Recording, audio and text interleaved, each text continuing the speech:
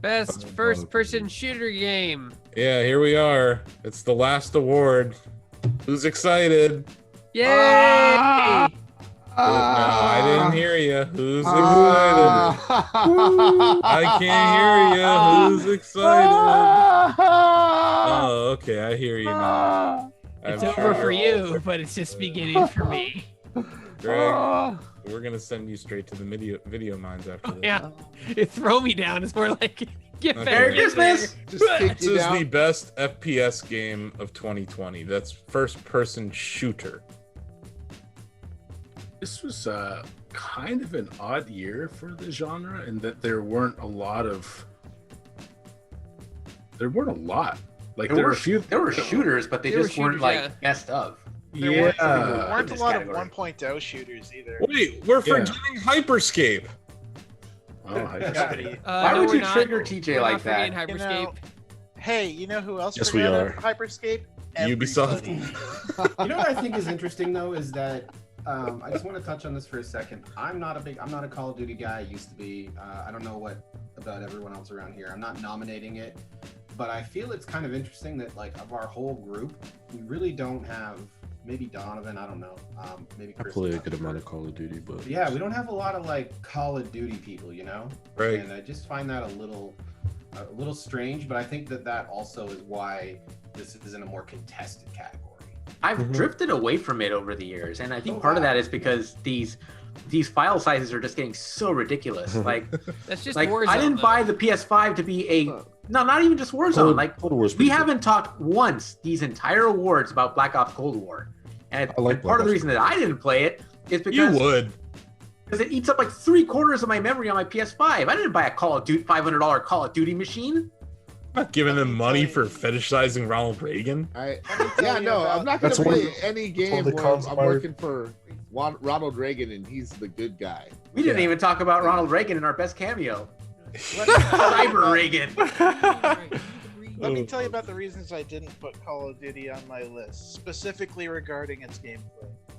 I love zombie modes in Treyarch's Call of Duty.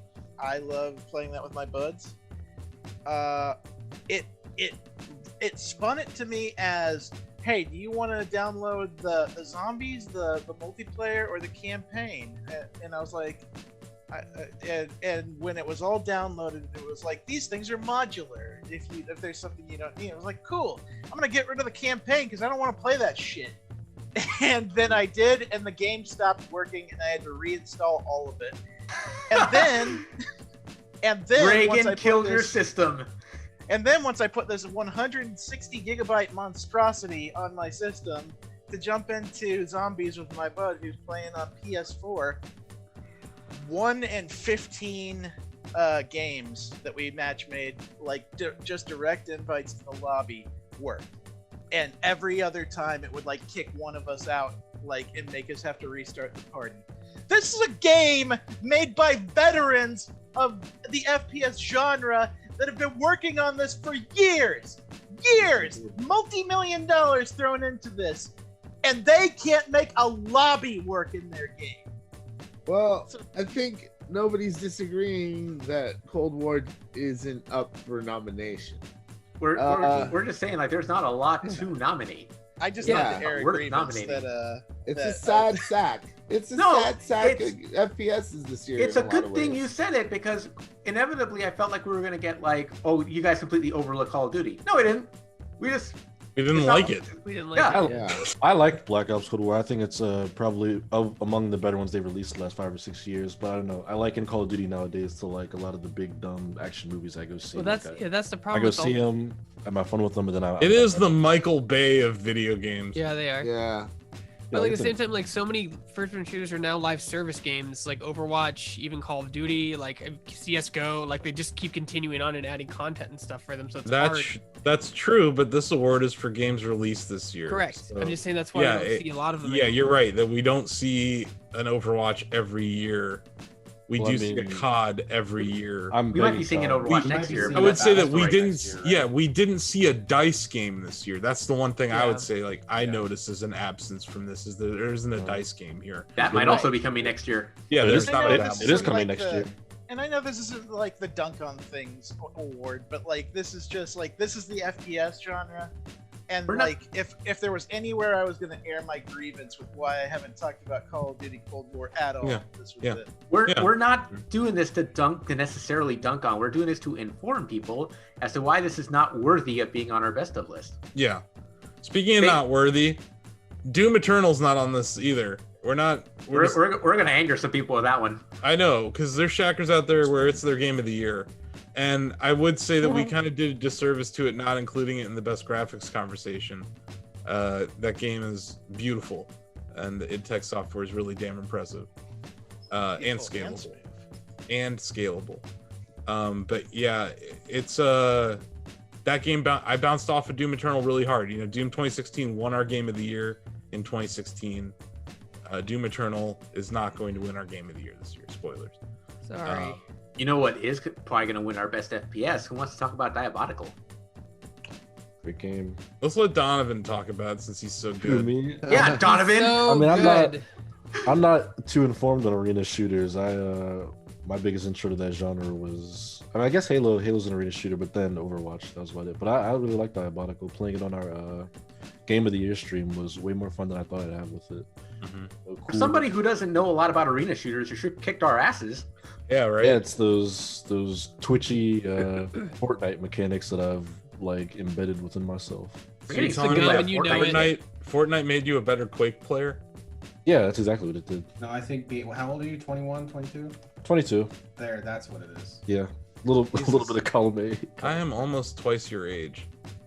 And we're all like, I am going to file an elder abuse claim for that stream. But yeah, I love Diabotical. This is a homegrown kind of game that came from the Quake champions. I don't want to say Quake champions. The Quake community, the Quake Con community. This is a game like for us, by us kind of. They were going to ship a beta out there that was going to be free, and they said, screw it, we'll do it live, and they shipped 1.0 this year. It's really damn fun. It's just I had a blast playing it this year. It's rare that we have a multiplayer only game that shows up as our best FPS nomination. You know, a lot of the time we'll pick a more linear FPS, or you know, a game with a campaign, you know, like Doom. Don't let the cutesy presentation like put you off either, even though they're like little chunky robots. Like this is hardcore, man. It's very hardcore. That's the holy trinity of the lightning, the rail, and the rockets, which is true to the Quake 3 arena format. I didn't think you could have a full shooter with like a bunch of little chunky robots from Portal 2, but here we are. Yeah, I love the art style. I love the color. It's very vibrant, which is different than Quake. Quake is full of browns and oranges. This game has all sorts of awesome colors, and the presentation's outstanding. It's got spectate mode that is superior to a lot of FPS games that ship these days. There's just it's a dev group that is listening to their community. It's a community that's rallying behind the game. Fatality is throwing tournaments in this game. Girls House threw an all-female esports tournament in Diabotical just last weekend. It's awesome to see a grassroots success like this, especially on the heels of the donkey that was Quake Champions. I hope it's something that Chatty will embrace in the years ahead, because we have a history of being a Quake fan site, and this is the closest we've had to Quake in God knows how long. I would argue that the new Quake for Shacknews is Rocket League, Ozzy, and that more Shackers play Rocket League every night than any other game. Shouldn't be sleeping in this game. It deserves. I like to think that it's because we haven't spread the good word of Diabotical just far enough yet. No, I agree that our core is as a Quake fan site, and our community 20 years ago was playing a lot of Quake, but we all got jobs and kids and pets and all sorts of stuff. But Diabotical and old scratches that itch big time. We were playing earlier today. I was telling David, like, what Quake Champions failed at was my ability to load it, pick it up, play a game for 10 minutes, put it down, and be on my way. It took me 20 minutes to find a match last year. Just to find a match. Diabotical, it was really easy to set up. You can find matches most time of day. You make private lobbies. And there's no stupid champions powers. There's no overwatching of this. They removed the part of Quake Champions that sucked. I'm not saying that Overwatch is bad. I'm saying that Quake Overwatch Champions is Overwatch, it's just not Quake. The Quake Champions response to Overwatch sucked, and it didn't land. There's nothing that the Champions powers add to that game. It's just another thing you have to deal with. It's another thing you have to collect. Quake Champions was closer to Lawbreakers than it was to Quake.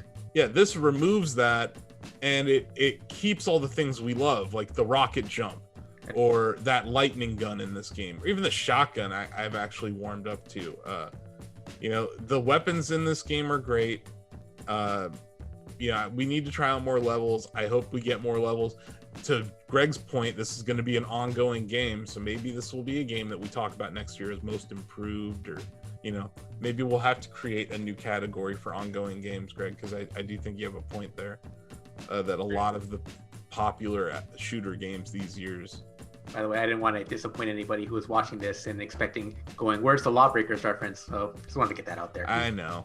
And yes, Grenade Quake launcher Champions is bad and should feel bad, but also, yeah, like, even getting a kill with that weapon is like, oh my god, I did it with the grenade launcher. It's so epic. That happened like 3 times yesterday. You know, It happened this morning. It happened this morning before we went on. Well, you know what's funny? Like, David, the grenade launcher's kind of always sucked in Quake, except for maybe 1. It was good in Quake 1.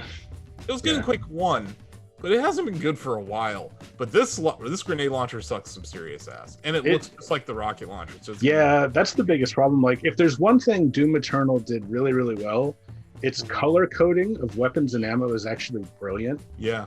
And Diabotical falls short there. Like, rocket launcher. It feels like someone drank a bunch of Rockstar energy drink and vomited all over my screen when I'm playing Doom Eternal, though.